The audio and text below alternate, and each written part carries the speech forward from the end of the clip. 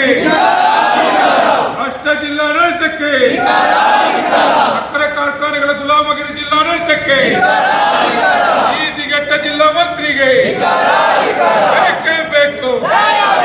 ಕಬ್ಬಿನ ಬಾಕಿ ಕೊಡಿಸುವಲ್ಲಿ ವಿಫಲವಾಗಿರುವ ಸರ್ಕಾರಕ್ಕೆ